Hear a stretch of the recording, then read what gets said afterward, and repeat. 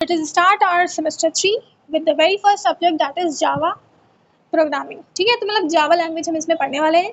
तो इसका सबसे पहला यूनिट भी यही है कि ऑब्जेक्ट ओरिएंटेड प्रोग्रामिंग क्या होती है, जावा लैंग्वेज का इंट्रोडक्शन यहाँ पे हम पढ़ने वाले हैं। ओके, तो सबसे पहला टॉपिक है कि व्हाट इज प्रोग्रामिंग पैराडिम।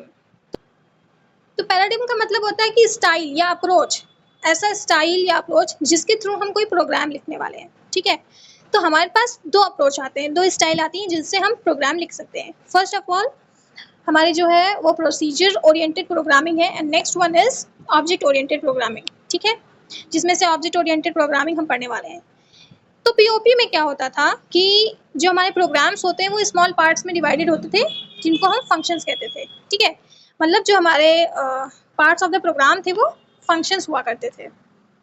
ठीक है, जैसे कि इसका एग्जांपल ले लो सी। नाउ सी में क्या होता था, याद होगा कि उसमें डिफरेंट डिफरेंट फंक्शंस होते थे लाइक सबसे पहले तो हमारा मेन फंक्शन होता था, फिर हम अपना कुछ प्रोग्राम लिखते थे, यूजर फंक्शंस भी होते थे उसमें। ठीक, तो प्रोग्राम जो था वो फंक्शंस में डिवाइडेड था। ठीक है, इंपॉर्टेंस जो है वो फंक्शन को मिलता था, डेटा को नहीं मिलता था। ठीक, और डेटा जो था वो हमारा सिक्योर्ड नहीं था, क्योंकि वो फ्रीली मूव करता था, उसके ऊपर कोई प्रोटेक्शन लेयर नहीं थी, दैट इज वाई वो सिक्योर नहीं था। Users top down approach, overloading भी पॉसिबल नहीं होती थी, क्योंकि हर चीज़ के लिए, हर काम के लिए हमारे पास नए नए फंक्शंस होते थे। ठीक है, और उन फंक्शंस के जो नाम थे वो भी हम डिफरेंट रखते थे, इसलिए उसमें ओवरलोडिंग का प्रॉब्लम नहीं होता है। Okay, but object oriented programming में क्या होगा कि हमारे कभी कभी जो क्लास के नेम्स हैं वो तो सेम नहीं होंगे, बट जो उस क्लास के अंदर डिफाइंड मेथड्स जो हैं वो उनके जो नेम है वो सेम हो सकते हैं।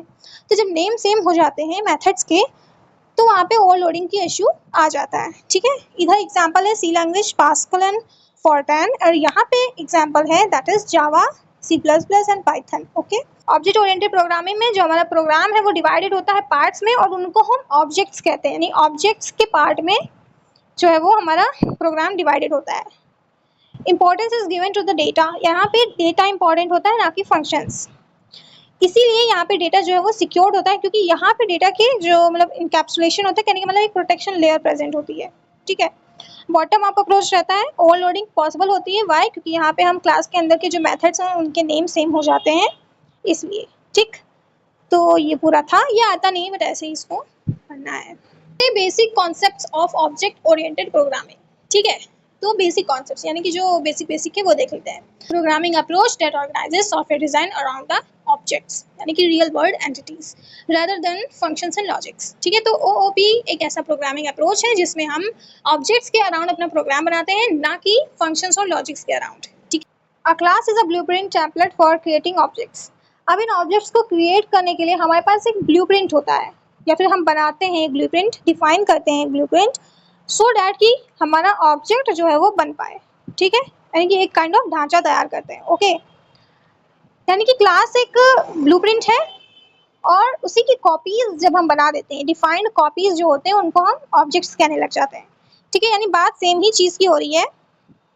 पहले क्या होता है कि उसको ऐसे सोच लो कि खाने बन गए, डिब्बे बन गए हैं, डिब्बे कंप्लीट है, एंड अब वो क्लास कहला रहा है, बट नेक्स्ट जब उन डिब्बों में डेटा भर जाएगा तब वो ऑब्जेक्ट्स कहलाने लग जाएगा। यही चीज़ है इसमें। It defines properties, data members and behaviours और methods that the object of that class will have. ठीक है, तो क्लास क्या करता है, ब्लूप्रिंट रहता है। ओके, अब ये डिफाइन करता है कि कौन कौन सी प्रॉपर्टीज, यानी कौन कौन सा डेटा रहेगा उस क्लास के अंदर, कैसा डेटा रहेगा, डेटा टाइप कैसे रहेंगे। ठीक है, एंड बिहेवियर्स, यानी कि कौन कौन से मेथड्स होंगे जो उन ऑब्जेक्ट्स पे, उस डेटा पे काम कर रहे होंगे। ठीक है, अ class does not occupy memory until an object is created, यानी कि एक क्लास जो है ना वो बस ऐसे ही ब्लूप्रिंट की तरह काम कर रही है, स्ट्रक्चर की तरह काम कर रही है, वो एग्जैक्ट जाके मेमोरी नहीं लेता है, बट जब हम उस क्लास की ही एक मीनिंगफुल कॉपी बना देते हैं, या फिर उस क्लास से जब हम ऑब्जेक्ट्स बना लेते हैं, तो जब वो ऑब्जेक्ट्स बन जाते हैं तो फिर वो ऑब्जेक्ट्स जो है वो ऑक्यूपाई करते हैं मेमोरी को, वरना as an individual class memory occupy नहीं करती है। ठीक है, इसका एग्जांपल देख लेते हैं। तो यहाँ पे एक क्लास बनी हुई है जिस क्लास का नाम है स्टूडेंट। ठीक है, अब इस स्टूडेंट के अंदर कौन कौन से डेटा मेंबर्स रहेंगे, इंटीजर रोल नंबर, यानी उस स्टूडेंट का रोल नंबर रहेगा, एंड स्ट्रिंग नेम, यानी नेम भी रहेगा। ठीक है, और फिर नेक्स्ट हमारा एक मेथड है दैट इज void display, जिसमें हमें system.out.println roll number plus space plus name लिख के प्रिंट होगा। ठीक है, तो ये पूरा एक क्लास बना दिया है जिसमें ये ऐसा कुछ कुछ है। ठीक, an object is a real world entity and stands of a class.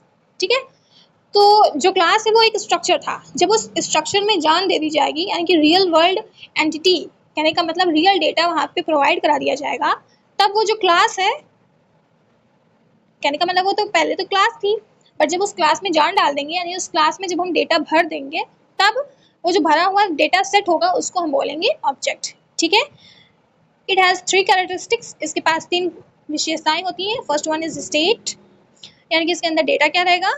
Second one is behaviour, यानी उस डेटा पे परफॉर्म होने वाले फंक्शंस क्या होंगे, मेथड्स क्या होंगे। ठीक है, and third one is identity, यानी कि उस ऑब्जेक्ट को एक अच्छा सा नाम मिलेगा, लाइक यूनिक नेम मिलेगा। ठीक है, let us see the example.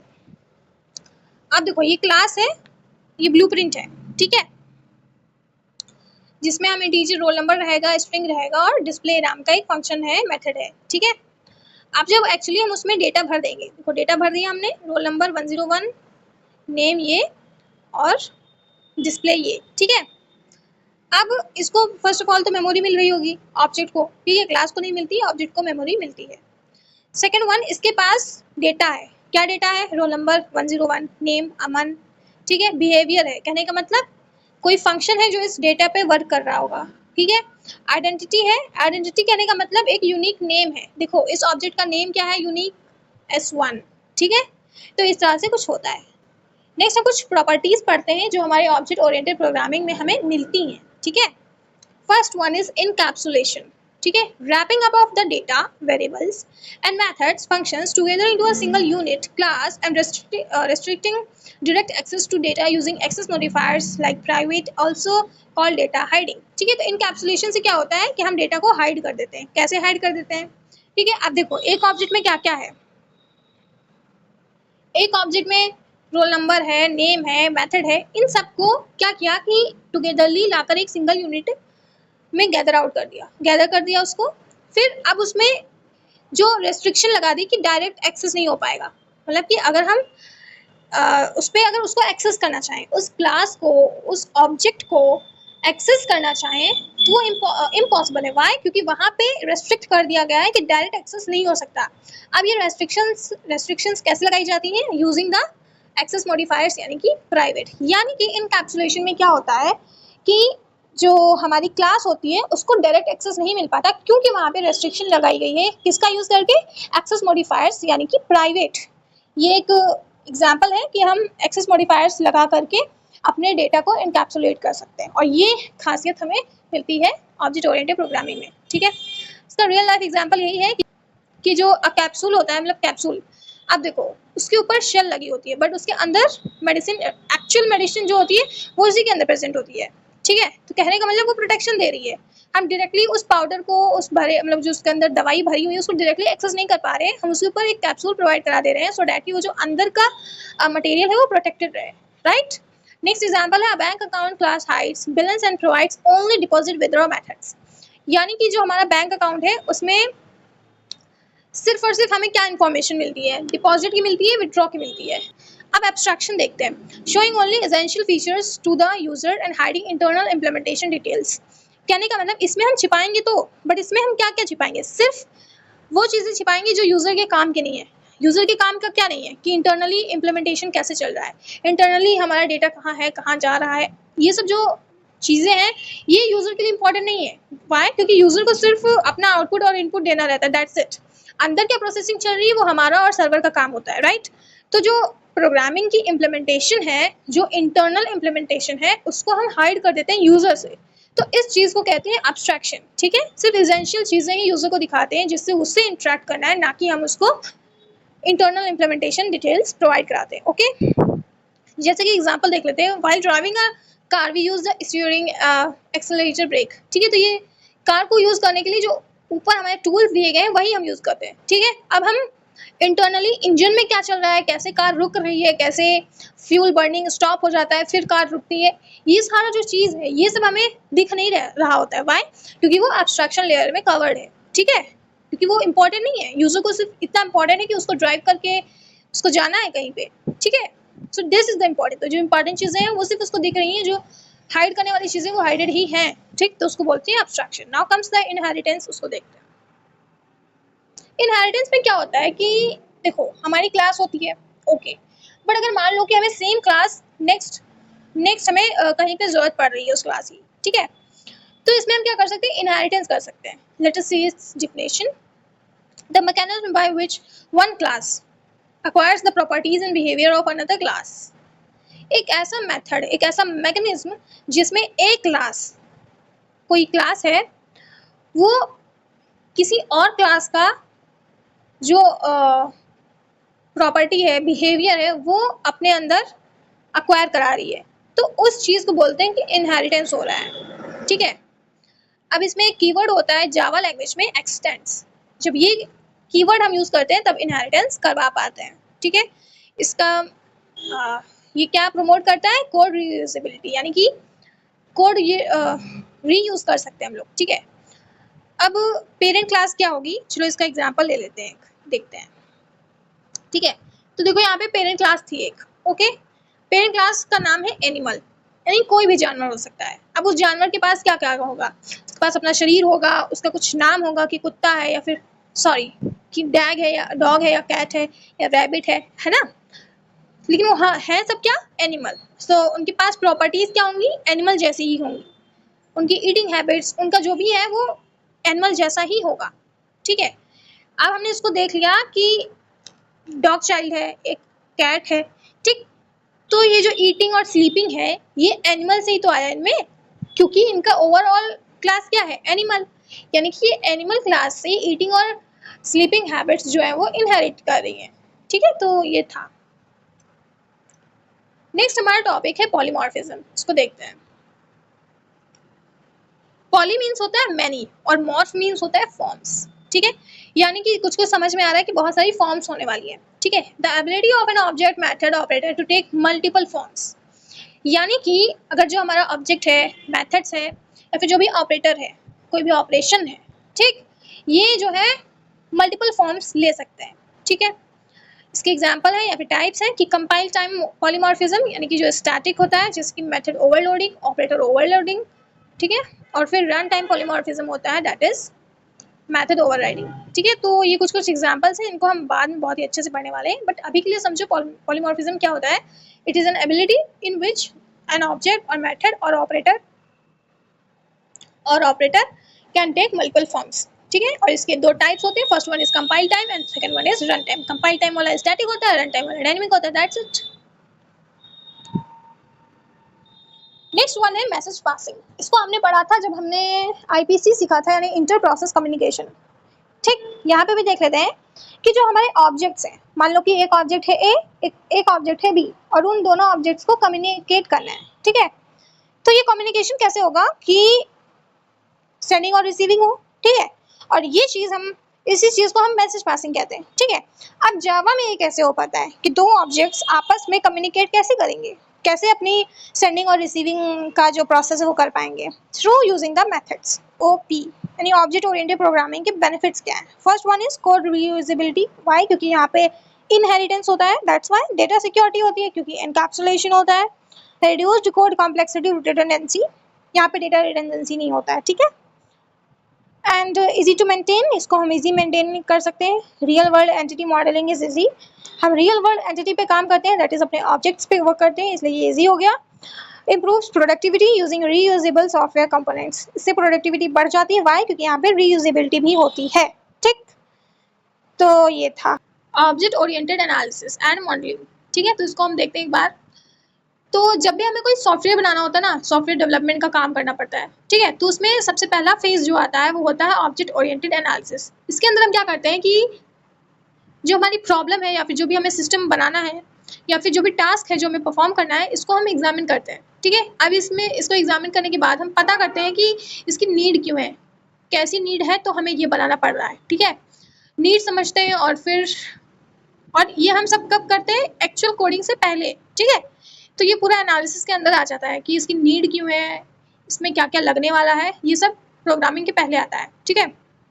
तो यस, एनालिसिस में क्या होता है? It is a process of examining a problem, system और task and identifying the objects and the interaction between them needed to build a system before actual coding starts. मतलब एक actual coding start करने से पहले हमें problem को समझना होता है, उसके अंदर ऑब्जेक्ट्स, इंटरेक्शंस क्या क्या होने वाले हैं, इनको आइडेंटिफाई करना पड़ता है, प्लस उसको उसकी नीड क्या है, उसको सेटिस्फाई कराने के लिए हमें क्या क्या नीड होगा वो भी हम देखते हैं इसके अंदर, ठीक है। तो ये आ जाता है एनालिसिस के अंदर। नेक्स्ट आता है ऑब्जेक्ट ओरिएंटेड डिजाइन, ठीक है। अब हमारे पास सब कुछ आ गया कि हमें किसकी नीड होने वाली है, इसकी नीड हमें क्यों है, ठीक है, इसमें कौन सा ऑब्जेक्ट लगेगा, कौन सा मेथड लगेगा, कौन सा इंटरेक्शन परफॉर्म कराना पड़ेगा, ये सब हमने पता कर लिया। अब डिज़ाइन कैसे करेंगे वो देखते हैं, ठीक है। तो ये डिज़ाइनिंग में आ गया हमारा।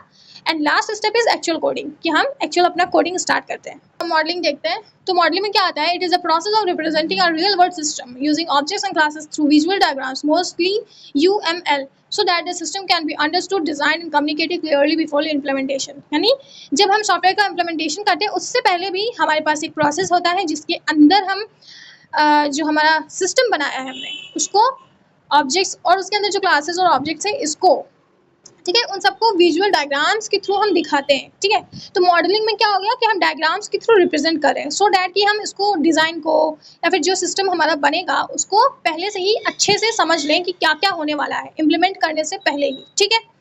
तो इसमें क्या होता है? सबसे पहला मॉडल है ऑब्जेक्ट मॉडल, ठीक है। तो इसमें स्ट्रक्चर देखते हैं कि ऑब्जेक्ट्स का स्ट्रक्चर, क्लास, एट्रीब्यूट्स, रिलेशनशिप्स ये कैसी रहेंगी, ठीक है।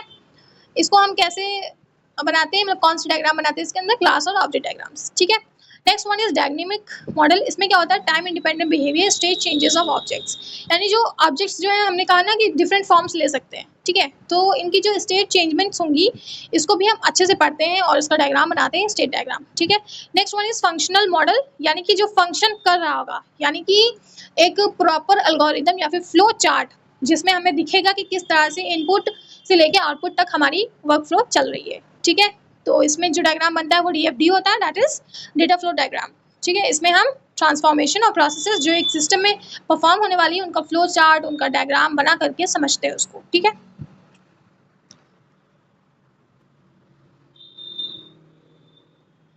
स्टेप्स क्या है ऑब्जेक्ट ओरिएंटेड एनालिसिस के? तो सबसे पहले हमें ऑब्जेक्ट्स और क्लासेस को आइडेंटिफाई करना है कि एक प्रॉब्लम स्टेटमेंट को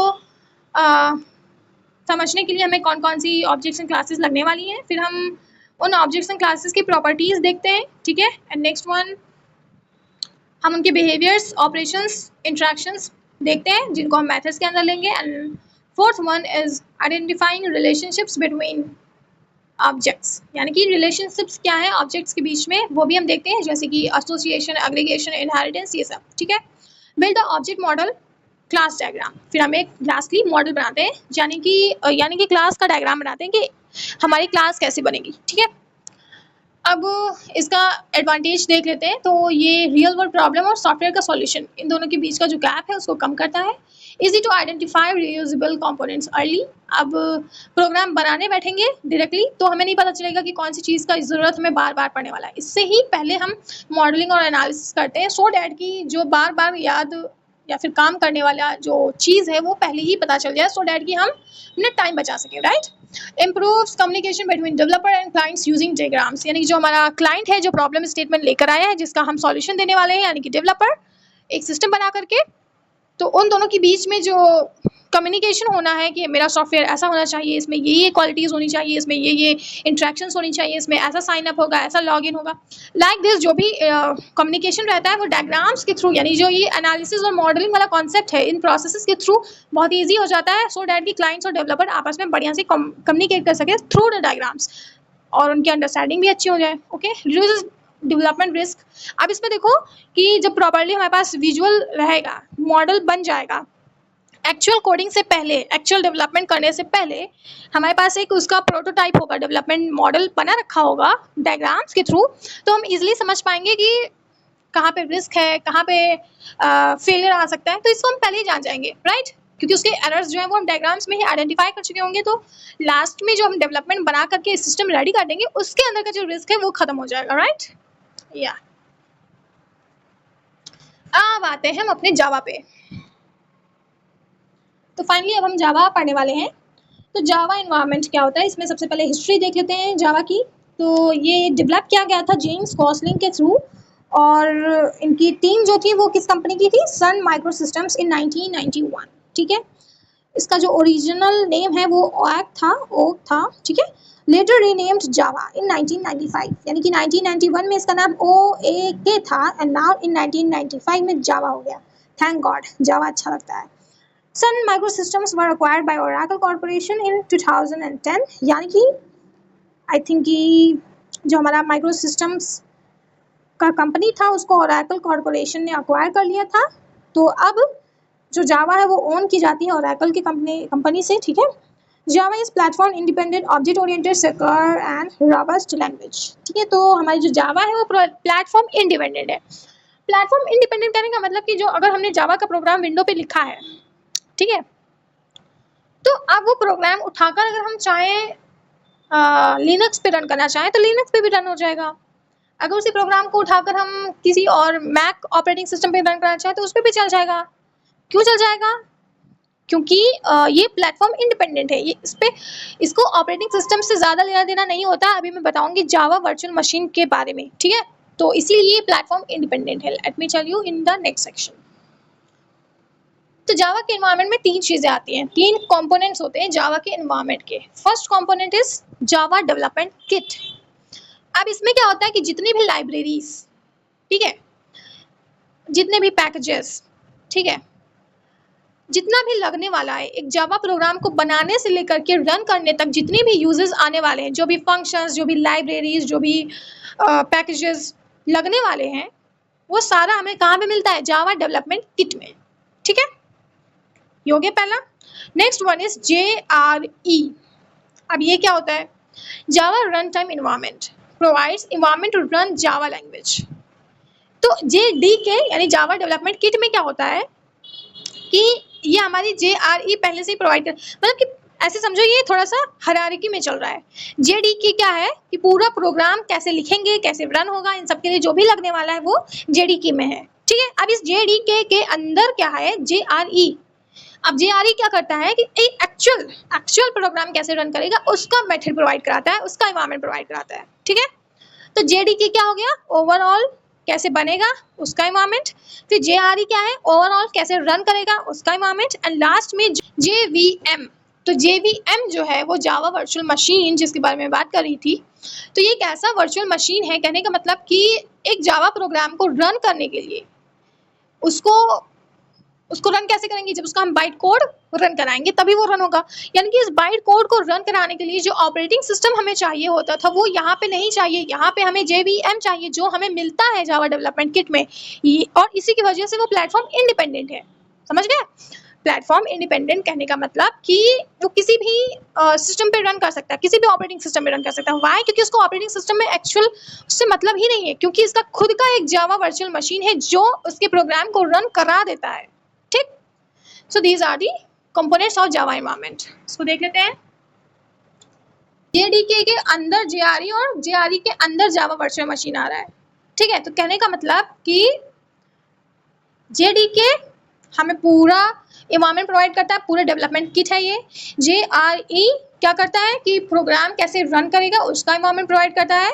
फिर प्रोग्राम रन होने के बाद बाइट कोड में चेंज हो जाता है, तो उस बाइट कोड को कैसे रन कराना है, कैसे उस बाइट कोड को एग्जीक्यूट करके एक्चुअल आउटपुट हमें निकालना है, वो JVM कर देता है। ठीक है, तो ये चीजें थी एंड डन।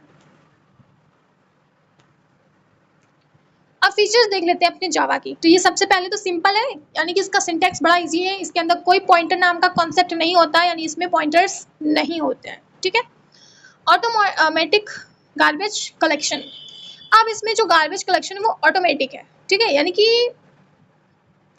अगर कोई वेरिएबल है हमने ले रखा है और उसको हमने ले लिया, बट हमने उसको ओवरऑल प्रोग्राम में यूज नहीं किया और ना ही वो वेरिएबल किसी और मेथड में यूज होने वाला है, तो कहने का मतलब वो वेरिएबल हमने फालतू लिया था। यानी कि अभी गार्बेज कलेक्शन कौन करेगा?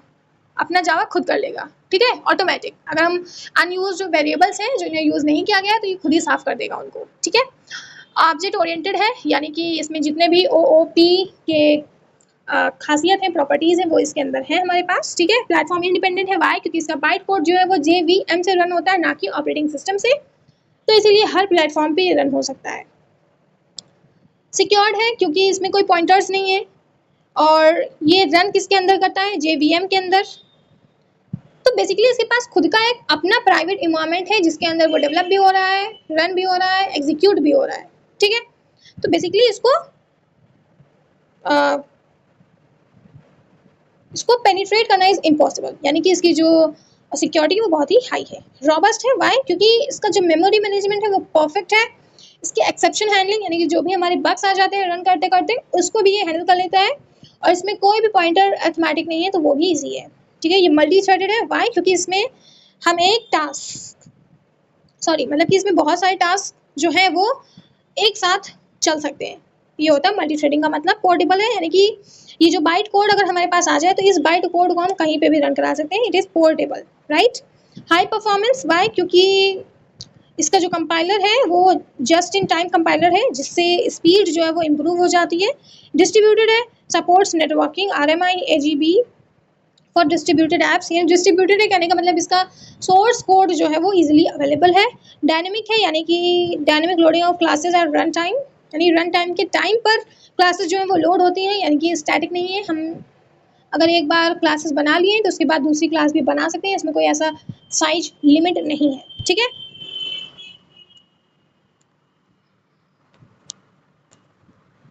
अब एक जावा प्रोग्राम का स्ट्रक्चर कैसा होता है वो देखते हैं। सबसे पहला आता है सेक्शन डॉक्यूमेंटेशन का, यानी कि कमेंट्स लिखने का। तो कमेंट्स कैसे लिखेंगे अभी हम देखेंगे। पैकेज स्टेटमेंट आता है, यानी कि हम कौन कौन से अपनी लाइब्रेरीज को हम पैकेजेस को हम यूज़ करने वाले हैं, ठीक है। फिर इंपोर्ट स्टेटमेंट्स आती हैं, यानी कौन कौन सी लाइब्रेरीज इंपोर्ट करने वाले हैं। Next one is interface statements आते हैं, ये भी कुछ होता होगा। फिर हम क्लास डिफाइन करते हैं, ये भी कुछ होता होगा। और मेन मेथड है, यानी कि मेन जो हमारा काम है वो कहाँ से शुरू होगा वो होगा, ठीक है। तो ऊपर की 4 चीज़ें ऑप्शनल है, यानी ये करो चाहे ना करो, यानी ये अपने यूज़ के हिसाब से, यूज़ केस के हिसाब से आती हैं। लास्ट की जो 5 और 6 स्टेप है, 5 और 6 कंपोनेंट है वो बहुत इंपॉर्टेंट होता है। First one is class definition, यानी कि सबसे पहले हम क्लास डिफाइन करते हैं। फिर नेक्स्ट हमारा एक मेन मेथड आता है जिसके अंदर हम प्रॉपर एक्चुअल अपना कोड लिखते हैं, ठीक है। अब जावा प्रोग्राम का कोड देखते हैं। तो ये कोड है जिसमें हमने पैकेज स्टेटमेंट लिखा है माई पैकेज, फिर इंपोर्ट किया है जावा यूटिल। तो ये सब करने की अभी ज़रूरत नहीं थी, क्योंकि अगर हम इन दो लाइन को नहीं लिखते तभी हमारा कोड रन हो जाता, ठीक है। तो पब्लिक क्लास हेलो वर्ल्ड, तो हमारे क्लास का नाम है हेलो वर्ल्ड। यहीं से सीख लेते हैं कैसे क्लास बनती है। तो सबसे पहले हम पब्लिक लिखते हैं, फिर क्लास लिखते हैं, ठीक है, और फिर यहाँ पे अपने क्लास का नेम लिखते हैं। तो इस क्लास का नेम है हेलो वर्ल्ड, ठीक है। फिर हम public static void main string arcs यहाँ तक लिखते हैं। फिर हम ये वाला लाइन लिखते हैं, ये भी लाइन बहुत इंपॉर्टेंट है लिखना, लिख दिया। फिर जाके इसके अंदर हम अपना प्रॉपर कोड लिखते हैं। तो ये जो हमारा एक्चुअल रनिंग कोड है वो ये है, system.out.println that is hello world, ठीक है। तो ये था।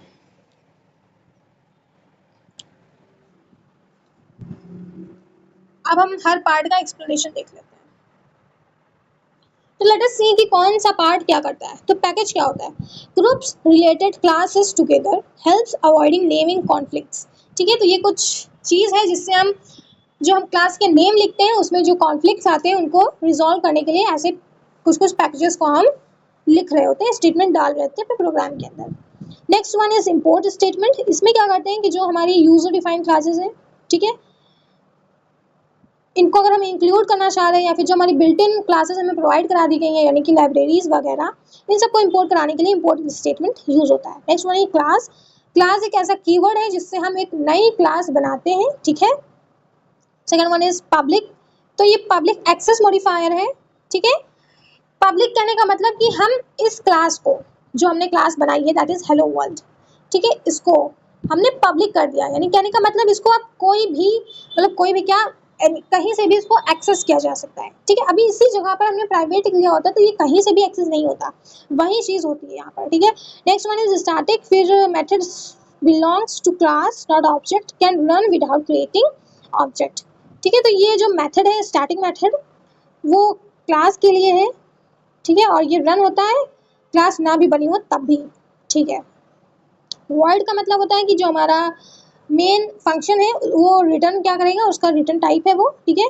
फिर मेन क्या है, एंट्री पॉइंट है जावा प्रोग्राम का, यानी यहाँ से एग्जीक्यूशन जो है वो एग्जैक्टली स्टार्ट होगा। फिर ये स्ट्रिंग बिग ब्रैकेट आर्क्स क्यों लिखा है, क्योंकि array to hold command line arguments, ठीक है। तो कमांड लाइन आर्ग्यूमेंट्स होती हैं, इनको होल्ड कराने के लिए हमने यहाँ पे पैरामीटर ले रखा है, ठीक है। Next one is system dot out dot println, तो आउटपुट प्रिंट कराने के लिए हमें ये लाइन लिखनी होती है, और अगर हम यहाँ पे एलन लिख रहे हैं तो वो न्यू लाइन में प्रिंट होगा। अगर ये एलन हम नहीं लिखते हैं तो ये न्यू लाइन में प्रिंट नहीं होगा, ठीक है।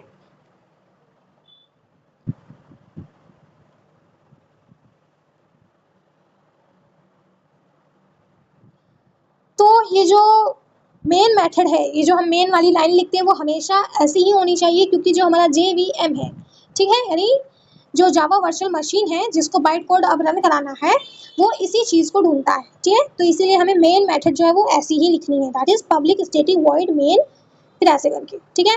अब कंपाइलेशन और एग्जीक्यूशन देखते हैं कैसे होता है। तो सबसे पहले हम प्रोग्राम लिखते हैं तो उसको हम बोलते हैं सोर्स कोड, ठीक है, जिसको हमने लिख दिया, राइट। नेक्स्ट जब हमारा जावा कंपाइलर इसको कंपाइल करता है तब ये चेंज होता है बाइट कोड में, ठीक है। अब ये बाइट कोड जो है वो फाइनली एग्जीक्यूट होता है, ठीक है। तो सोर्स कोड रन होकर बाइट कोड में चेंज होता है। अब ये बाइट कोड एग्जीक्यूट होकर मशीन कोड में चेंज होता है। इसी बाइट कोड की बात हो रही है। ये जो बाइट कोड है ये प्लेटफॉर्म इंडिपेंडेंट कहीं भी रन हो सकता है, ठीक है। और अब जब इस बाइट कोड को एग्जीक्यूट कर दिया तब हम बोलते हैं मशीन कोड। अब इसमें देख लेते हैं सबसे पहले काम किसका है। सोर्स कोड में हमें जावा कंपाइलर चाहिए। कंपाइलर क्यों चाहिए, सो डैट की सोर्स कोड बाइट कोड में चेंज किया जाए। अब बाइट कोड में आ गया, अब इस बाइट कोड को मशीन कोड में चेंज करने के लिए JVM चाहिए, ठीक है, जो हमें मशीन कोड में इसको चेंज करके देगा, ठीक है। प्रोग्राम राइट सोर्स कोड लिखता है प्रोग्रामर और उसको सेव करता है डॉट जावा नाम से या फिर यस, ठीक है। फिर जो हमारा कंपाइलर है वो उसको बाइट कोड में चेंज कर देता है जिसका एक्सटेंशन डॉट क्लास होता है। फिर बाइट कोड में चेंज होने के बाद वो फाइनली एग्जीक्यूट हो जाता है, ठीक है। The Java loads the class file into JVM। अब जैसे ही हमारा जो क्लास फाइल है वो रेडी हो जाता है। क्लास फाइल करने का मतलब सिंपल से समझो, यहाँ से सोर्स कोड मिला तो क्लास फाइल बना, ठीक है। अब वो क्लास फाइल JVM पे पास जाएगी और फिर वो रन होकर मशीन कोड में चेंज हो जाएगी, ठीक। अब देखते हैं टोकन्स इन जावा, यानी these are the smallest units of a Java program that are meaningful to the compiler and are called tokens। यानी जो कंपाइलर में एग्जैक्टली जो चीज़ जाती है रन होने के लिए, यानी कि जो कंपाइलर समझता है उसको मतलब कंपाइलर जो समझता है उसको हम टोकन्स कहते हैं। यानी ऐसे छोटे छोटे यूनिट्स जो रन होने के लिए कंपाइलर में जा रही हैं उनको हम टोकन्स कहते हैं, ठीक है। A Java program is basically a collection of tokens. अब इन्हीं छोटी छोटी एग्जीक्यूटेबल टोकन्स को कलेक्ट करके फिर हमें जावा प्रोग्राम बनाते हैं, ठीक है। तो यानी कि एक जावा प्रोग्राम में टोकन्स होते हैं, सेकंड कमेंट्स होते हैं and third is white spaces होती हैं, ठीक है। तो टोकन्स क्या होती है, मीनिंगफुल यूनिट्स जिनको कंपाइलर समझ जाएगा। कमेंट्स क्या होती हैं, हमारे लिए लिखी रहती हैं सो दैट कि हम प्रोग्राम समझ पाएं। एंड जो लास्ट लिखा है वाइट स्पेस, ठीक है। तो टोकन्स देख लेते हैं। First is keywords, identifiers, literals, operators, separators, ठीक है। तो कहने का मतलब कितने टोकन्स होते हैं, तो ये हमारे 5 टोकन्स होते हैं। सबसे पहला है कीवर्ड। तो जावा के अंदर 50+ कीवर्ड्स होते हैं, ठीक है, और इनको हम यूज नहीं कर सकते किसमें, अगर हम किसी वेरिएबल का नाम रखना चाह रहे हैं, किसी क्लास का नाम रखना चाह रहे हैं, तो हम ये जो कीवर्ड्स हैं उनके नाम से उनके नाम नहीं रख सकते, ठीक है। ये रिजर्व्ड वर्ड्स होते हैं जिनके पास एक प्री डिफाइंड मीनिंग होती है फॉर द कंपाइलर, ठीक। एंड इसीलिए इनके नाम से हम वेरिएबल या फिर क्लास के नाम नहीं ले सकते, okay. Next one is identifiers, यानी कि वेरिएबल्स या फिर क्लास या फिर मेथड्स या फिर एरेज जिनके नाम हम लिखने वाले हैं, ठीक है। तो आइडेंटिफायर्स के रूल्स होते हैं कुछ। ये कहाँ कहाँ से स्टार्ट हो सकता है, तो it can start with letter, it can start with underscore and it can start with dollar. यानी इन साइन से ये स्टार्ट हो सकता है, बट किससे स्टार्ट नहीं हो सकता, डिजिट से। So it can not start with digits, okay. और भी किसी चीज़ से स्टार्ट नहीं हो सकता, सिर्फ स्टार्ट किससे हो सकता है, या तो लेटर हो कोई, या तो अंडरस्कोर हो, या फिर डॉलर का साइन हो, ठीक। डिजिट से स्टार्ट नहीं हो सकता। आइडेंटिफायर का नेम कीवर्ड नहीं हो सकता, केस सेंसिटिव होता है, यानी कि कैपिटल ए के अंदर अगर 10 रखा है और तुम इस 10 को प्रिंट कराओ छोटा ए लिखकर, तो कुछ प्रिंट नहीं होगा। वाई? क्योंकि ये केस सेंसिटिव है। कैपिटल ए का मतलब यहाँ पे 10 है तो यस 10 ही है, अब इसका मतलब ए का मतलब 10 नहीं हो जाएगा। ठीक है, तो क्या होगा, केस सेंसिटिव होता है। ओके, कैपिटल सम और ये देखो स्मॉल सम बराबर नहीं है, राइट।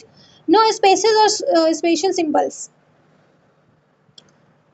हम स्पेशल सिंबल्स या फिर स्पेसेस अपने आइडेंटिफायर के नेम में नहीं ले सकते। अगर कहीं स्पेस डालनी है तो वहाँ पे हम अंडरस्कोर का यूज़ कर सकते हैं, और ये डॉलर साइन भी हम यूज़ कर सकते हैं कहीं कहीं। ठीक है, अब आते हैं लिटरल्स पे।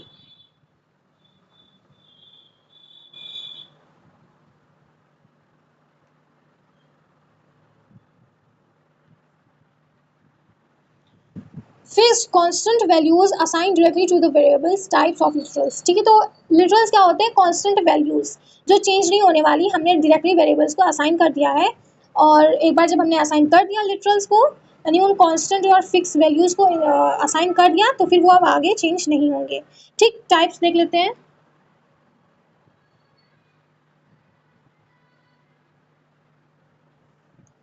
फर्स्ट टाइप है इंटीजर लिटरल, यानी कि अगर a इक्वल्स टू 10 रख दिया, तो अगर हम प्रोग्राम में ओवरऑल यूज कर रहे हैं कि a इक्वल्स टू 10 ही यूज करना है, तो वो a इक्वल्स टू 10 ही यूज होगा अनटिल एंड अनलेस हम a इक्वल्स टू दोबारा 20, 30, 40 नहीं कर देते तब। ठीक, फ्लोटिंग पॉइंट लिटरल क्या होता है, यानी कि अगर हमने पाई की वैल्यू 3.14 कांस्टेंट डिफाइन कर दी है, तो हम आगे जहां भी हम पाई वेरिएबल यूज करने वाले हैं वहां पे 3.14 ही यूज होगा अनटिल एंड अनलेस उसको हम चेंज ना कर दें 20/7 से। ठीक है,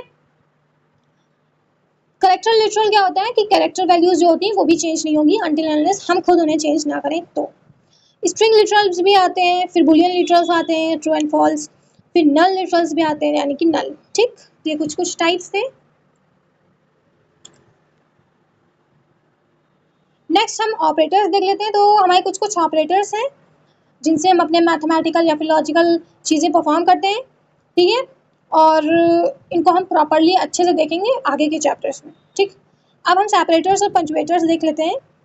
सबसे पहला है कि स्मॉल ब्रैकेट, अगर पैरेंथेसिस अगर हम लिखते हैं तो वो या तो हम कोई मेथड बना रहे हैं इसलिए, या फिर कोई एक्सप्रेशन है उसके अंदर उसको हम यूज़ करते हैं। कर्ली ब्रेसेस इसलिए हम लगाते हैं सो डैट कि कोई क्लास लिखा, कोई मेथड लिखा, कोई ब्लॉक ऑफ कोड हमने एक्सप्लेन किया, डिफाइन किया, तो उसको हम ओपनिंग और क्लोजिंग कर्ली ब्रेसेस यूज़ करते हैं। हम बिग ब्रैकेट किस लिए यूज़ करते हैं, जब एरे बनाते हैं तो उसकी साइज डिफाइन कराने के लिए। ठीक है, सेमी कॉलन को हम एज एन टर्मिनेटर यूज़ करते हैं। टर्मिनेटर हर लाइन के बाद लिखा होता है सेमी कॉलन, वाई? क्योंकि वो as an end of line को डिफाइन कर रहा होता है, that is our line terminator. ठीक है, फिर हम कॉमा यूज़ करते हैं। देखो, अगर हम मल्टीपल वेरिएबल्स एक लाइन में असाइन कराते हैं वैल्यूज़ में, तो हम कॉमा का यूज़ करते हैं। ठीक है, पैरामीटर्स भी, अगर एक मेथड में बहुत सारे हमारे पैरामीटर्स हैं तो आर्ग्यूमेंट्स हैं, तो उनको हम एज एन कॉमा से सेपरेट करते हैं। फिर डॉट आ गया। अब डॉट कैसे है, access members of class package.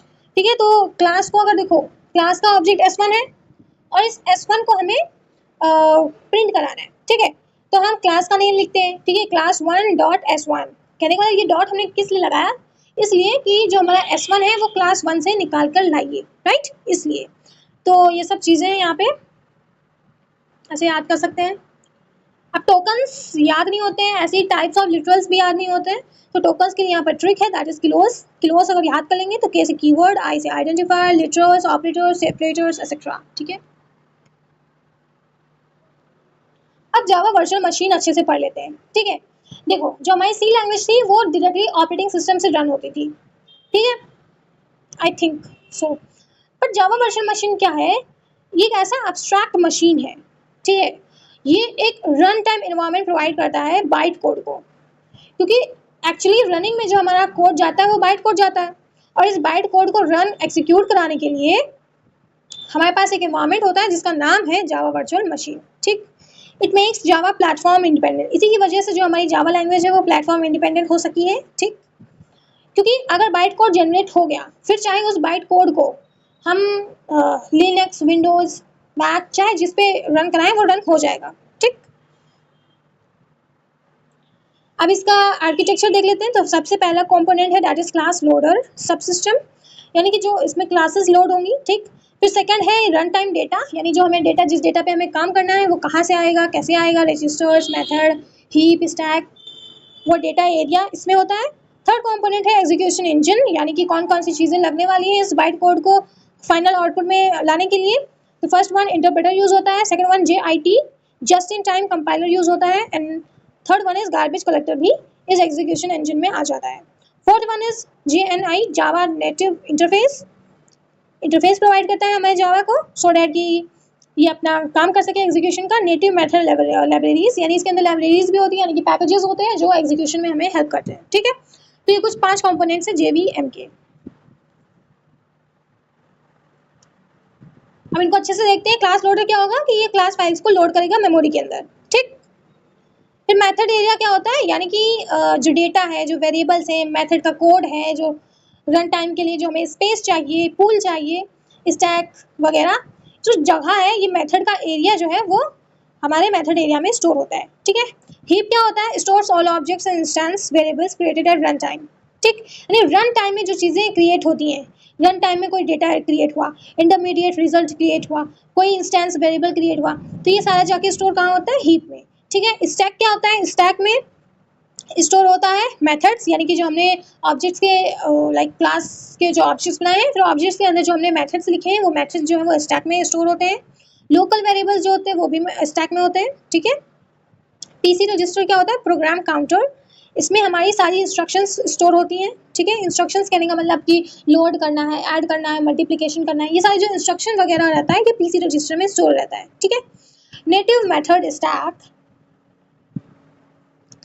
यानी कि अगर इसमें कुछ मेथड्स हैं, कुछ फंक्शंस हैं जो नॉन जावा हैं, यानी जो जावा से अलाइन नहीं करती हैं, तो उनके लिए भी एक इंफॉर्मेशन होता है, सो डैट कि हम नेटिव मेथड स्टैक के अंदर हम नॉन जावा मेथड को कॉल कर सकें, ठीक है। एग्जीक्यूशन इंजन, यानी कि फाइनली जो बाइट कोड को एग्जीक्यूट करने के लिए जो इंटरप्रेटर, जो कंपाइलर लगने वाला है, वो इंटरप्रेटर क्या होता है, रीड्स एंड एग्जीक्यूशन करता है बाइट कोड को लाइन बाय लाइन, स्लो होता है।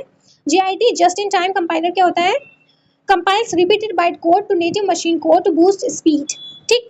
यानी जो रिपीटेड कोड होता है वो हमारा कंपाइलर कंपाइल करता है, ठीक है।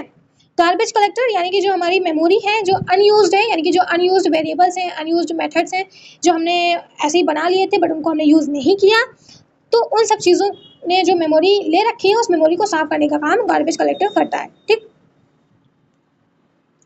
जावा प्लेटफॉर्म इंडिपेंडेंट क्यों है, क्योंकि इसके पास खुद का जावा वर्चुअल मशीन होता है, जिसके थ्रू जो हमारा बाइट कोड होता है वो JVM के थ्रू एग्जीक्यूट होता है, ना कि ऑपरेटिंग सिस्टम से। इसीलिए चाहे जो ऑपरेटिंग सिस्टम हो, अगर बाइट कोड है तो वो रन हो जाएगा, कोई फर्क नहीं पड़ता कि कौन सा ऑपरेटिंग सिस्टम है, ठीक।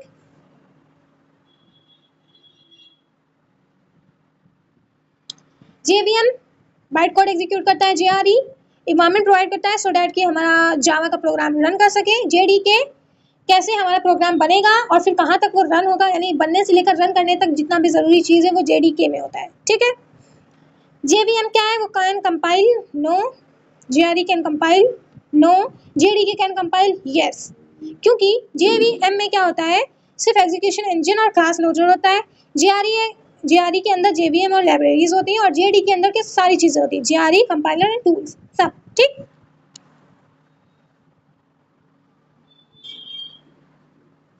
कॉन्स्टेंट्स एंड वेरिएबल्स देख लेते हैं। तो कॉन्स्टेंट्स क्या होते हैं, फिक्स्ड वैल्यू, जो हमारा प्रोग्राम अगर एग्जीक्यूशन में चला गया तो उसके बाद चेंज नहीं होगा, ठीक है। In Java constants are created using final keyword. तो फाइनल कीवर्ड का यूज करके हम कॉन्स्टेंट्स बनाते हैं अपने जावा के अंदर, यानी कि अगर final double PI is equal to 3.14159 लिख दिया तो यानी PI जो है वो फर्दर जहाँ भी यूज़ की जाएगी वो इतनी ही वैल्यू पर यूज़ होगी, क्योंकि इसको हमने कांस्टेंट कर दिया है, सो डैट ये थ्रू आउट द प्रोग्राम ये वैल्यू चेंज ना हो, और अगर हम कर रहे हैं तभी चेंज हो, अगर एक बार एग्जीक्यूशन में चला जाए तब चेंज ना हो, ठीक है। टाइप्स ऑफ कॉन्स्टेंट्स देख लेते हैं। तो first one is integers, third one is floating and character, string and backslash, ठीक। तो ये कुछ कुछ कॉन्स्टेंट्स होते हैं जो अगर रनिंग में चले गए तो फिर वो चेंज नहीं होंगे, ओके। तो इंटीजर में आ जाता है 10 -50 0, एंड फ्लोटिंग में आ जाता है 3.14 -0.15, ठीक है। कैरेक्टर में आ गया A डॉलर कुछ भी है ना, स्ट्रिंग में आ गया जावा कोई भी string, backslash, escape, sequence, constant. अब ये वही कि नेक्स्ट लाइन में चाहिए, टैब चाहिए, कुछ चाहिए, तो वो सब चीज़ें, ठीक है। अब इसके सीक्वेंसेस देख लेते हैं। बैकस्लैश कैरेक्टर यानी कि ये जो है वो एग्जैक्टली रन नहीं होते, एग्जैक्टली मतलब प्रिंट नहीं होते। कहने का मतलब अगर बैकस्लैश एल लिखा है तो हमें आउटपुट में बैकस्लैश एन नहीं दिखता है, हमें नेक्स्ट लाइन दिखती है। ठीक है, तो कहने का मतलब ये रन हो रहे होते हैं बट ये एग्जैक्टली प्रिंट नहीं हो रहे होते हैं। ठीक है, तो अगर बैकस्लैश एन लिखा है तो उसका कहने का मतलब न्यू लाइन चाहिए, टी लिखा है तो टैब, बी लिखा है तो बैक स्पेस, आर लिखा है तो कैरिएज रिटर्न, दो लिखे हैं तो इट इज बैकस्लैश। ठीक है, अगर सिंगल कोट लिखा है तो सिंगल कोट, डबल कोट लिखा है तो डबल कोट, बैकस्लैश जीरो लिखा है तो नल कैरेक्टर। ठीक है, अब वेरिएबल्स देखते हैं क्या होता है। तो अगर हमें कुछ भी स्टोर कराना है अपने जावा प्रोग्राम के दौरान तो हमें कुछ कुछ मेमोरी लोकेशंस चाहिए होंगी और उन्हीं मेमोरी लोकेशंस को नाम देने के लिए हमारे पास वेरिएबल्स होते हैं। So a variable is a name to memory location that holds a value, यानी मेमोरी का ऐसा लोकेशन जिसका कोई नाम है और जो कुछ वैल्यू रखेगा अपने पास, उसी को हम बोल देते हैं वेरिएबल। ठीक है, it can be change during program execution, ये प्रोग्राम के एग्जीक्यूशन के दौरान चेंज हो सकता है। अब वेरिएबल को नाम देना है तो कैसे देते हैं, तो लेटर से शुरू होना चाहिए, डॉलर साइन से शुरू होना चाहिए और अंडरस्कोर से शुरू होना चाहिए। इन तीनों के अलावा किसी और से शुरू हुआ तो वो गलत नेम है। ठीक, यानी कि डिजिट से शुरू नहीं होना चाहिए।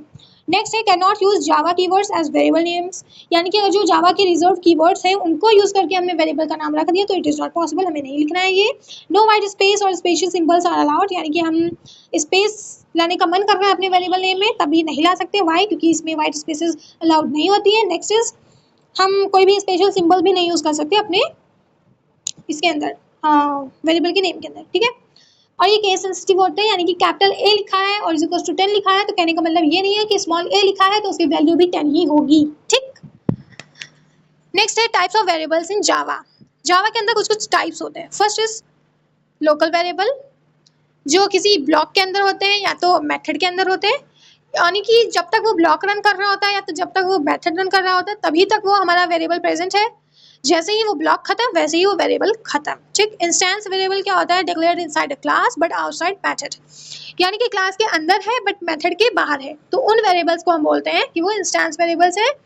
ये ऑब्जेक्ट के पास होते हैं और ऑब्जेक्ट के पास उसकी has its own copy, each object has its own copy. मतलब सी, इसका कहने का मतलब है कि क्लास के अंदर जो वेरिएबल्स हैं अगर हम उनके कॉपी मतलब ऑब्जेक्ट्स बना रहे हैं तो वो हर ऑब्जेक्ट के पास होंगे। क्यों? क्योंकि वो क्लास के पास थे, राइट? तो ये चीज है। Static and class variables declared with static keyword shared by all objects of a class, single copy exist. अब स्टैटिक वेरिएबल क्या होता है, डिफरेंस समझो। इंस्टेंस में क्या होता है कि क्लास के अंदर हम डिक्लेयर करते हैं, ठीक है, पर वो मेथड के बाहर होता है।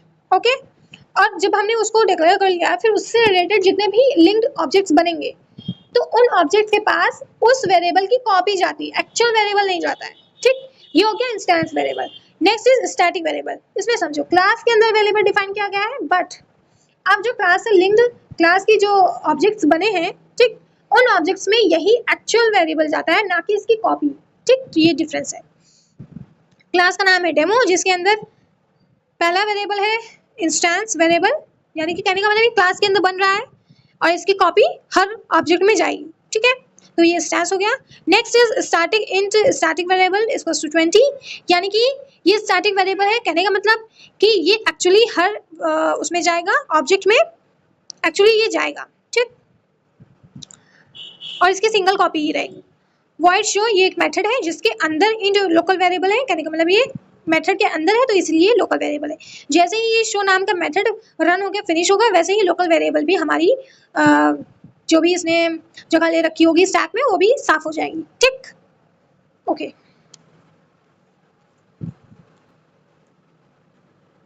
अब डेटा टाइप पढ़ते हैं। तो data type specifies the type and size of the data that a variable can hold. ठीक है, तो एक वेरिएबल के अंदर जो हम डेटा रखते हैं उस डेटा का क्या टाइप है, क्या साइज है, वो डेटा टाइप डिफाइन करता है।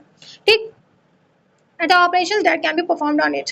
और अगर डेटा टाइप डिफाइन कर दिया गया है तो उसके ऊपर कौन कौन सी ऑपरेशंस होंगी वो भी डेटा टाइप से ही डिफाइन हो जाएंगी। वाई? क्योंकि अगर मान लो डेटा टाइप इंटीजर है तो इंटीजर को हम प्लस माइनस सब्ट्रैक्ट यही सब कर सकते हैं। इंटीजर को हम कुछ और नहीं कर सकते जो हम स्ट्रिंग के साथ करेंगे, राइट? तो यही चीज़ें कौन कौन सा ऑपरेशन हम एक डेटा पे कर पाएंगे वही चीज रहता है इसमें। सो डेटा टाइप क्या होगा, सिंपल सा, जो हमने वेरिएबल लिया है उसके अंदर जो डेटा है उसका टाइप क्या होगा, कैसा है, उसका साइज कितना होगा वो, और उस पर हम क्या क्या कर सकते हैं ऑपरेशंस, वो ये सारी चीजें हमें डेटा टाइप से मिलती हैं। ठीक है, तो क्लासिफिकेशन देख लेते हैं। तो हमारे दो डेटा टाइप्स हैं, first is primitive and second one is non primitive. Primitive जो होते हैं वो byte, short, int, long, float, double, boolean, तो ये सारे प्रिमिटिव हो गए। नॉन प्रिमिटिव पे आते हैं तो जो स्ट्रिंग है, एरे है, क्लास है, कैर है, ये सब नॉन प्रिमिटिव। ठीक है, तो इसकी साइज 2 बाइट की है और ये इंटीजर है तो 4 बाइट्स, लॉन्ग है तो 8 बाइट्स, फ्लोट है तो 4 बाइट्स, डबल है तो 8 बाइट्स, कैर है तो 2 बाइट्स, बुलियन है तो 1 बाइट। ठीक है, तो ये सब होता है।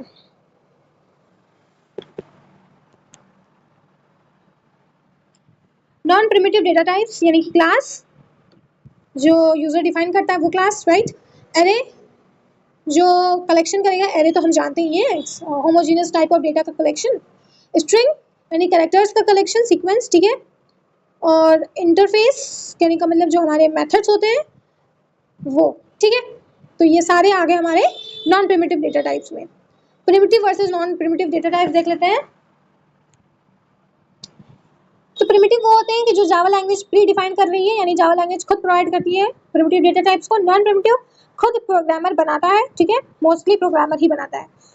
प्रिमिटिव के पास हमेशा कुछ ना कुछ वैल्यू रहता है। नॉन प्रिमिटिव में क्या है, वो नल होता है, मतलब कैन बी नल। अगर उसको हम नल रखना चाहें, खाली रखना चाहें, तब भी उसको हम खाली रख सकते हैं। ठीक है, starts with lower case letter. जो प्रिमिटिव डेटा टाइप्स होते हैं वो लोअर केस लेटर से शुरू होते हैं। और नॉन प्रिमिटिव डेटा टाइप्स जो यानी कि यूजर खुद बनाता है, यानी वेरिएबल नेम दे करके बनाता है, तो वो यूजुअली जो कन्वेंशन है, जो ट्रेडिशन चला रहा है, वो अपर केस लेटर से ही शुरू करते हैं। ठीक है, हालांकि छोटा लेटर भी हो सकता है, बट अपर केस हम प्रेफर करते हैं क्योंकि ये अच्छा होता है। प्रिमिटिव डेटा टाइप जो होते हैं फिक्स्ड साइज के होते हैं, यानी कि एक बार हमने इंट ए लिख दिया तो कहने का मतलब वो इंटीजर जितना साइज ले रहा है वो लेगा। ठीक, पर नॉन प्रिमिटिव में क्या होता है, साइज जो है वो वेरी कर सकती है, यानी कि किसी एरे का साइज छोटा रख सकते हैं, किसी एरे का साइज बहुत बड़ा रख सकते हैं, तो वो हमारे हाथ में, राइट। स्टोर इन स्टैक, जो हमारे प्रिमिटिव डेटा टाइप्स है वो स्टैक में स्टोर कराए जाते हैं, और जो नॉन प्रिमिटिव डेटा टाइप्स है वो हीप में स्टोर किए जाते हैं। ठीक है,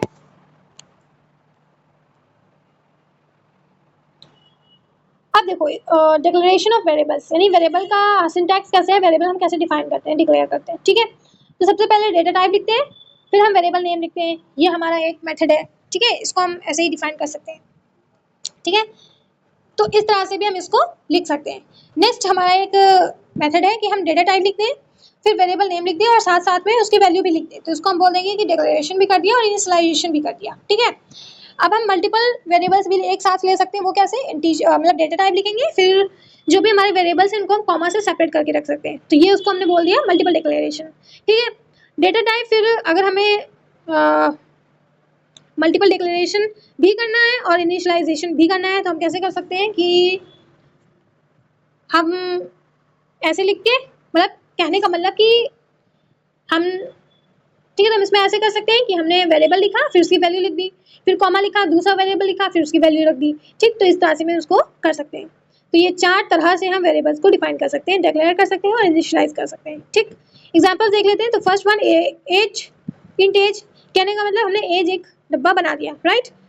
नेक्स्ट लाइन हमने क्या किया कि डिक्लेरेशन के साथ साथ इनिशियलाइजेशन भी किया, हमने इंट एज इक्वल्स टू 20 लिख दिया, कहने का मतलब हमने डिब्बा भी बनाया और फिर डिब्बा के अंदर 20 भी रख दिया। ठीक, next one is integer, a equals to 5, b equals to 10, c equals to 15, यानी कि हमने 3 डिब्बे बनाए और तीनों डिब्बों में वैल्यूज रख दी। ठीक, नेक्स्ट देख लेते हैं कैर ग्रेड इक्वल्स टू a, यानी कि हमने कैरेक्टर नाम से एक वेरिएबल, मतलब नाम से नहीं, कैरेक्टर डेटा टाइप का एक वेरिएबल बनाया जिसके अंदर हमने वैल्यू स्टोर करा दी कैपिटल A। ठीक, प्राइस नाम का वेरिएबल बनाया जिसके अंदर डबल वैल्यू स्टोर करी, दैट इज 99.99। अब इस पास नाम से हमने एक वेरिएबल बनाया जिसका डेटा टाइप हमने ब्लू रखा और उसके अंदर हमने वैल्यू भी रख दी, दैट इज ट्रू। ठीक, अब रूल्स फॉर डिक्लेरेशन, यानी जब हम वेरिएबल्स को डिक्लेयर करते हैं तो उनके रूल्स होते हैं कुछ कुछ। First one is a variable must be declared before it is used. अगर वेरिएबल हमने यूज करना है तो उसको पहले डिक्लेयर करना very important. Data type is written first, सबसे पहले हम डेटा टाइप लिखते हैं, फिर बाद में हम डेटा वेरिएबल का नाम लिखते हैं। Each statement must and with a semicolon, her statement जो डिक्लेरेशन का लिखते हैं वो सेमीकोलन से खत्म होना चाहिए। वाई? क्योंकि ये एक टर्मिनेटर है जो लाइन टर्मिनेशन को शो करता है। Java is statically type, type is checked at a compile time. कहने का मतलब जो उसके डेटा टाइप्स हैं वो स्टैटिक होते हैं, कहने का मतलब कंपाइल टाइम पे ही इनके डेटा टाइप्स चेक कर दिए जाते हैं, यानी कि हमें अच्छे से ध्यान रखना है टाइप कास्टिंग और टाइप कन्वर्जन का।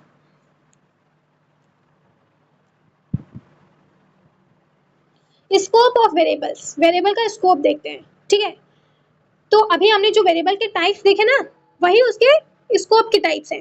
स्कोप का मतलब क्या होता है कि कौन सा वेरिएबल कहाँ तक अपनी पावर रख सकता है, यानी कौन सा वेरिएबल कहाँ कहाँ तक एग्जीक्यूट कराया जा सकता है, कहाँ कहाँ से फेच किया जा सकता है। यानी कि scope of variable refers to the region और ब्लॉक ऑफ द प्रोग्राम, यानी प्रोग्राम का वो एरिया जहाँ पे एक पर्टिकुलर वेरिएबल जो है वो एक्सेस किया जा सकता है, ठीक है। अब ये डिटरमिन कैसे किया जाएगा, उसकी पोजीशन देख के, यानी कि जो वेरिएबल कहाँ पे वेरिएबल डिफाइन किया गया है, डिक्लेयर किया गया है, वहां से पता चलेगा कि वो कहाँ तक स्कोप है उसका, कहाँ तक वो एक्सेस किया जा सकता है, ठीक। तो तीन है, class level, method level, block level. Class level यानी कि इनसाइड द क्लास है, क्लास के अंदर ही वो वेरिएबल है, और आउटसाइड द मेथड्स है, ठीक है।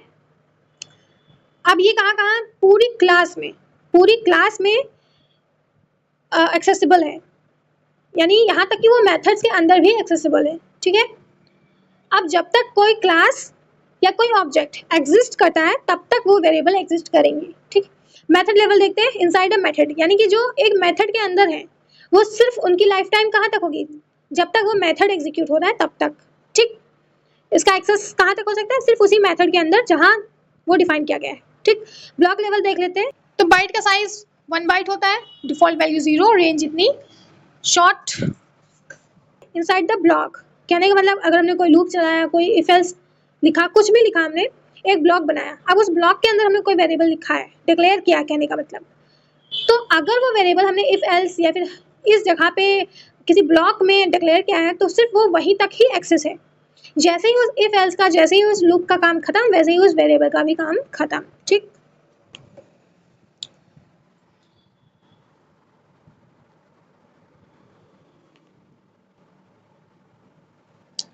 क्लास स्कोप डेमो, ठीक है, क्लास का नेम है स्कोप डेमो। फिर हमने इंटीजर एक वेरिएबल डिक्लेयर किया, that is 10, x equals to 10। अब इस x को हम कहाँ से कहाँ तक डिक्लेयर कर, मतलब यूज कर सकते हैं, दैट इज हम इस पूरे प्रोग्राम में इस x को यूज कर सकते हैं, ठीक है। ये इसका स्कोप है।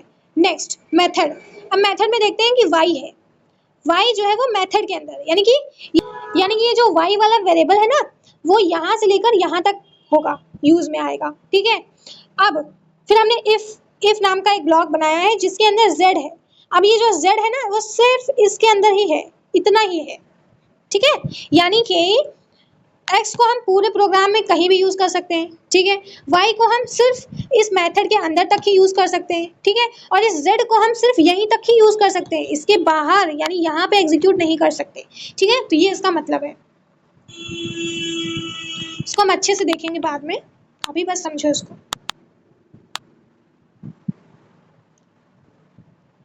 नेक्स्ट है symbolic constants, is a name given to a constant value using the final keyword. Final keyword का यूज करके हम कांस्टेंट्स को नाम देते हैं, ठीक है। कहने का मतलब कि अगर हमने ये वेरिएबल लिखा, पी नाम से एक वेरिएबल लिखा जिसको हमने फाइनल कीवर्ड के अंदर लिखा, तो कहने का मतलब अब ये सिंबॉलिक कांस्टेंट बन गया, यानी, ठीक है। तो हमने एक क्लास डिफाइन की, दैट इज सर्कल, ठीक है। अब हमें इस सर्कल का एरिया निकालना है, मान लो, ठीक है। तो हमने सबसे पहले फाइनल कीवर्ड से क्या किया, फाइनल कीवर्ड से पी जो है वो डिफाइन कर दिया 3.14159, ठीक है, हमने डिफाइन कर लिया।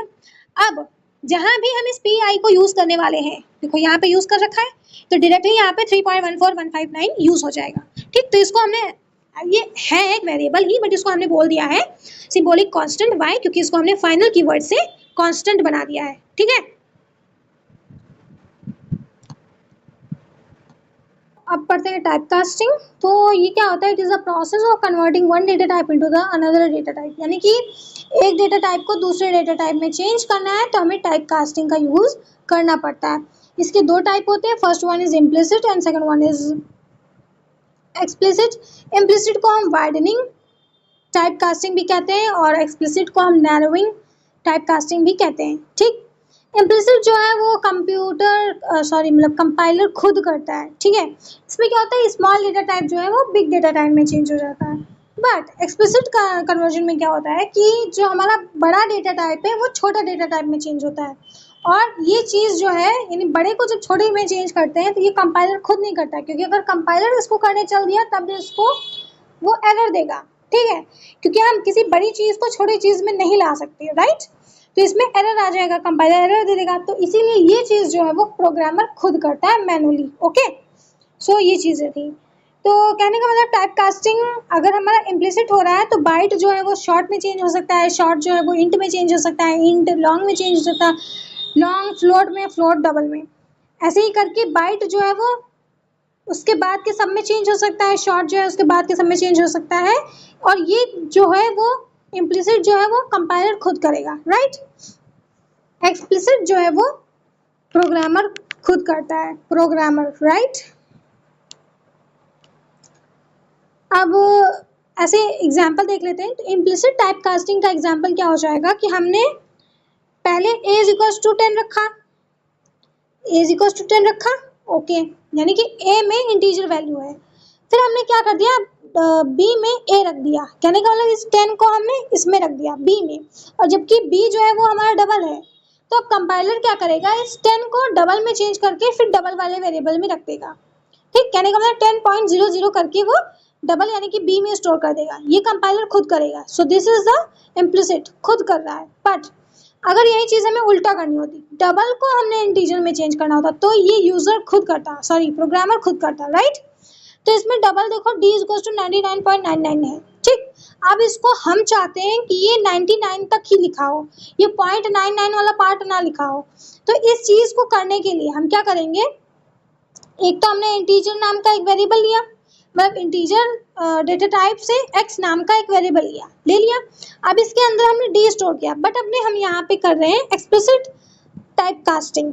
तो इस d को फिर हमने इंटीजर में चेंज कर दिया एंड अब ये हमारा x में स्टोर है। कहने का मतलब कि d इंटीजर में चेंज होने के बाद x में स्टोर हो गया, और ये चीज हमने खुद की इंटीजर लिख करके, राइट।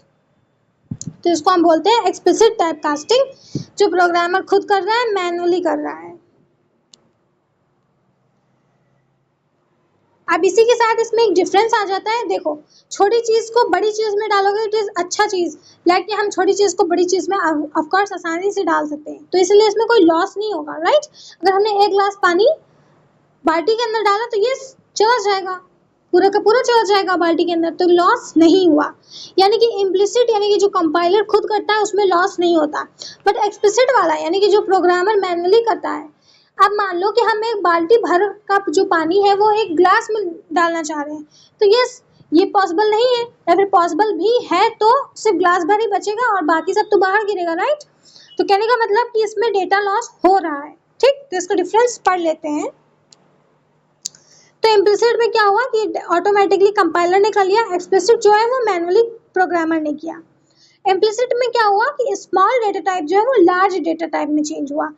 एक्सप्लिसिट क्या हुआ कि लार्ज डेटा टाइप को हमने स्मॉल डेटा टाइप में चेंज कर दिया। इम्प्लिसिट में कोई भी लॉस नहीं हो रहा, हमने एक गिलास पानी एक बड़ी सी बाल्टी में डाला है, नो चेंज, नो लॉस। ठीक है, एक्सप्लिसिट में क्या हुआ कि हमने एक बाल्टी पानी एक गिलास में डाला, यानी कि लॉस हुआ वहां पे, राइट। और इम्प्लिसिट में हमें कोई सिंटैक्स नहीं चाहिए क्योंकि कंपाइलर खुद कर रहा है। एक्सप्लिसिट में यानी कि मैनुअल हम लोग कर रहे हैं, प्रोग्रामर्स कर रहे हैं, तो यानी कि यहाँ पे हमें चेंज करने के लिए सिंटैक्स की जरूरत पड़ेगी। सिंटैक्स क्या है कि हम उसके आगे यानी उसकी वैल्यू के आगे उसको जिसमें चेंज करना है उसका डेटा टाइप लिखते हैं, यानी कि जो हमने ऊपर किया था सी, हमने डी को यानी इस 99.99 को इंटीजर में चेंज करना था, तो पहले हमने डी लिखा, फिर डी के आगे हमने इंटीजर लिख दिया, सो डैट कि डी जो है वो इंटीजर में चेंज होकर के फिर एक्स में स्टोर हो जाए। ठीक,